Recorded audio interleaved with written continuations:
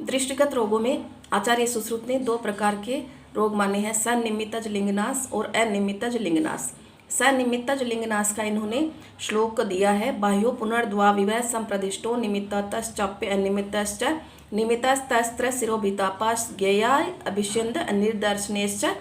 अर्थात जो असनिमित्त लिंगनाश है उसका जो निमित्त कारण शिरोभिताप माना है और इसमें चिकित्सा अभिष्यन्द के समान करने का कहा गया है।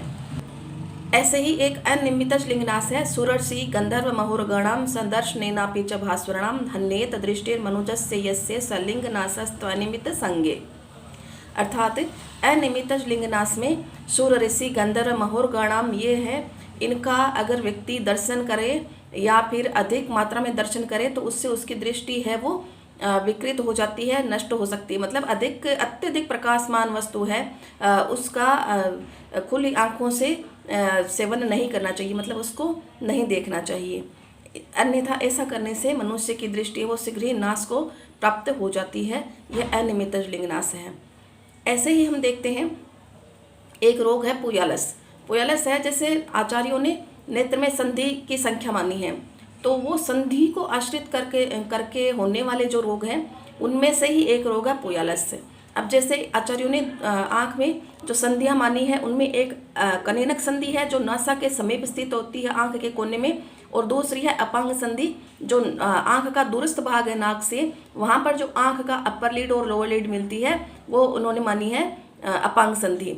तो जो स्पेशली इन्होंने बोला है जो कनेनक संधि की ओर आश्रित करके विशेष रूप से होने वाला जो रोग है उसको पुयालस माना है, जिसको मॉडर्न में भी एक्यूट डेक्रियोसिस्टाइटिस का है। तो ये जो पुयालस रोग है इसका लक्षण इन्होंने माना है श्लोक के अनुसार, पुयालस में है पक्व सोफ संधिजा संस्रवेद ये सांद्र पुयम पुति पुयालस स। अर्थात जो संधि को आश्रित करके जो रोग हो रहा है उसमें पक्व सोप होगा, मतलब संधि की तरफ है वो पक्व सोप होगा, ऐसा सोप है ऐसा सोत होगा, इन्फ्लेमेशन होगा जो पकने वाला होगा। पकने का मतलब पकेगा तो उसमें से पुए का स्राव होगा, तो इसमें पुए भी स्रावित होगा तो कैसा होगा, सांद्र होगा, गाढ़ा होगा, पतला नहीं होगा, बिल्कुल वाटरी डिस्चार्ज नहीं होकर के इसमें पस युक्त डिस्चार्ज इसमें आँख में होगा।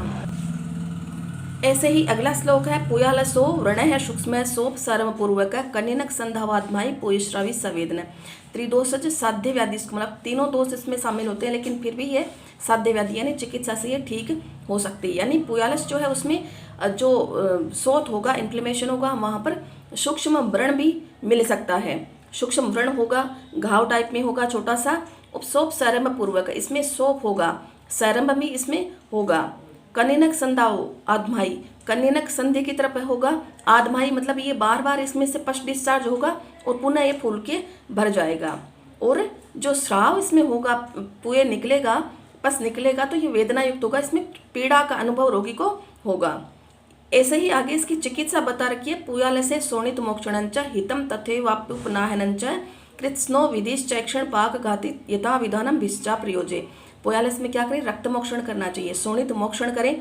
इसके अलावा उपना है, पुल्टिस का इसमें प्रयोग कर सकते हैं, मतलब आँख पे आप गर्म सेक है वैसे इन्होंने बता रखा है मृदु स्वेदन, तो उसका इसमें प्रयोग किया जा सकता है। उपना है, इस पर कोई औषधि है उसका आप उसको पूरी तरह से हाइजीनिक करके उसका आप इसमें लेप कर सकते हैं। उपना है की तरह है, थोड़ा सा उसको गर्म करके फिर आँख पर पुल्टिस की तरह उसको ले सकते हैं। इसके अलावा जो भी पाक नाशक क्रिया है, यानी आँख में पाक हो जाता है तो उसका नाश करने वाली जो क्रिया है वो इसमें आचार्यों ने बताई है। इसके अलावा दूसरा इसका श्लोक है काशीश सिंधु प्रभवाद्रकस्तु हितम भवेद अंजनमेव चत्र क्षोद्रान्विते रेभिर अथो युंजा दन्यतु ताम्रा यश चूर्ण युक्ते। अर्थात इसमें काशीश, सिंधु सेंधव लवण और अदरक इनको चूर्ण करके इसका अंजन इसमें कर सकते हैं। हालांकि जो ये चीज़ें बताई गई इसको किसी उचित चिकित्सकीय परामर्श के अनुसार चिकित्सक की देखरेख में किया जाए तो यह अधिक लाभयुक्त रहता है।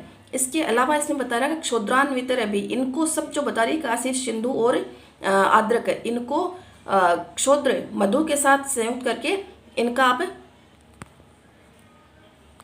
मधु के साथ संयुक्त करके इसका आप अंजन कर सकते हैं। इसके अलावा जो ताम्र अयश चूर्ण है यानी लोह और ताम्र का चूर्ण है, इसको भी आप इसके साथ संयुक्त करके मधु के साथ इसका प्रयोग कर सकते हैं।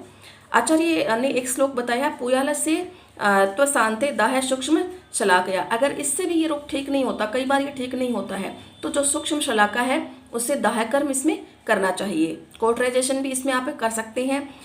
इसके अलावा एक श्लोक है, पुयाल से शिराम विद्येत ततस्तम उपनाहयेत कुर्वीत चाक्षियो उक्तम सर्वम कर्म यथाविधि। सेंधवाद्रक काशीश लोह ताम्रे सुचूर्णिते चूर्णांजनम प्रयोजित सक्षोद्रेर्वा रसक्रियाम। यानी इसमें रसक्रिया है वो की जा सकती है।